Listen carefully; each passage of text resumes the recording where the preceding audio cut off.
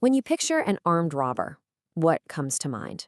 For most of us, it's probably something straight out of a movie, right?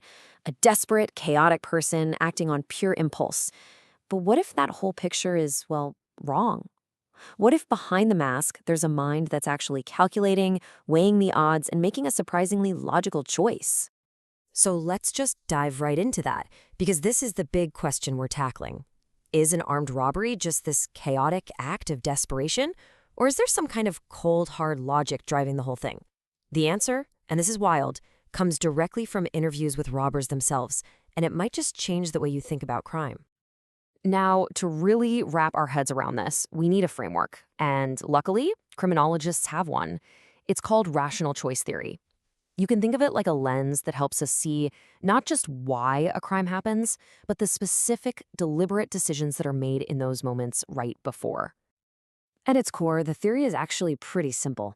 It suggests that criminals, just like, well, anyone else, are rational actors. They're not just reacting blindly. They're running a little cost-benefit analysis in their head.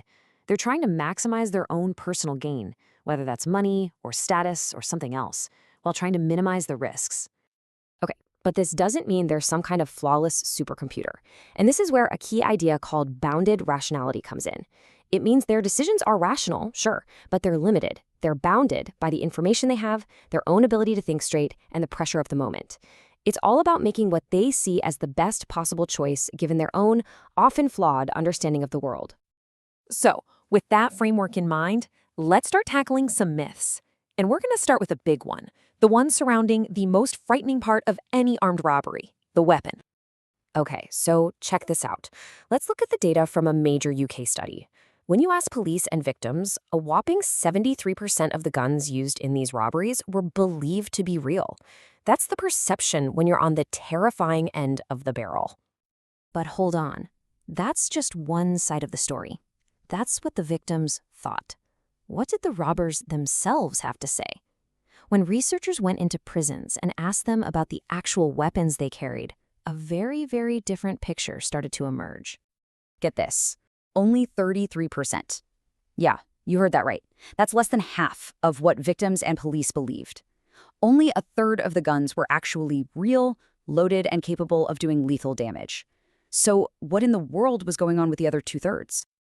And you can see that gap right here, clear as day. On one side, you have the perception, the fear, that's generated almost 3/4 of the time. On the other, the reality. Robbers are using replicas, toy guns, or even just faking it, way more often than not. So the big question is, why? And this quote from the research, it really gets to the heart of it. For a lot of these robbers, it wasn't that they couldn't get a real gun. No, it was a conscious, rational choice to control the outcome.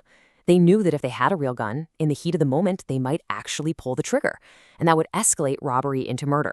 And that was a risk, a cost, they rationally decided they were just not willing to take. All right, let's move on to myth number 2, because it's all builds on each other. And that's the idea that every robbery is about some life-changing score, the kind of heist you see in the movies.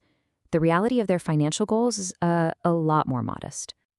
So researchers asked them, hey, what's the minimum amount of cash that would make a robbery worth it to you? And the answers, honestly, they're pretty shocking. Nearly a quarter of them were willing to risk years in prison for less than £500. For a lot of them, the goal wasn't getting rich. It was about getting fast cash for an immediate problem, like paying off a debt or funding an addiction. But here's where it gets really fascinating. Here's the paradox. While their goals might have been small, their planning was actually pretty sharp. They were incredibly good at picking their targets. Their estimates of how much money they could get from a specific kind of business were remarkably accurate when you compare them to the actual data. So they weren't just guessing. They were making informed, rational decisions. And this brings us to our final myth, and it's a big one. The idea that these are just reckless people who don't care about the consequences. The thing is, they do care. They care a lot. They just calculate the risk in a way that most of us, well, we just don't. So let's break down this mental math. On the one hand, they absolutely know the costs are huge. A long prison sentence, the risk of getting shot by the police. But, and this is the key, on the other hand, they see the probability of any of that happening as incredibly low. They genuinely believe the chances of getting caught are so small that the threat just isn't real. It's not about ignoring the cost. It's about discounting the likelihood that they'll ever have to pay it. So what happens when they do get caught? This is this crucial little cognitive loophole they use. They don't see it as a flaw in their plan or as proof of good police work. Nope. They just chalk it up to bad luck. A fluke. Maybe an informant. And what this does is it allows their whole rational framework to stay perfectly intact, ready to be used for the next time. Because in their mind, their logic was solid. Luck just wasn't on their side that day. Okay, so if threatening robbers with these really severe punishments doesn't quite work because they just don't believe they'll get caught, then what does? This forces us to kind of shift our thinking about prevention, away from trying to change the criminal's mind and towards changing their environment.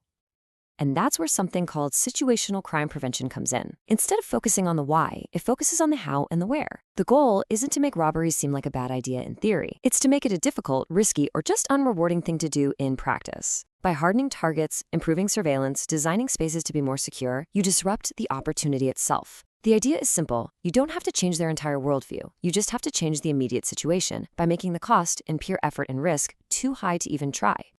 And that really leaves us with this final thought.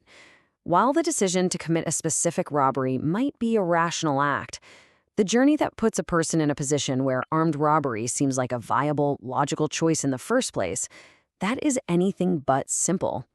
It's shaped by their entire life story, their immediate needs, their view of the world.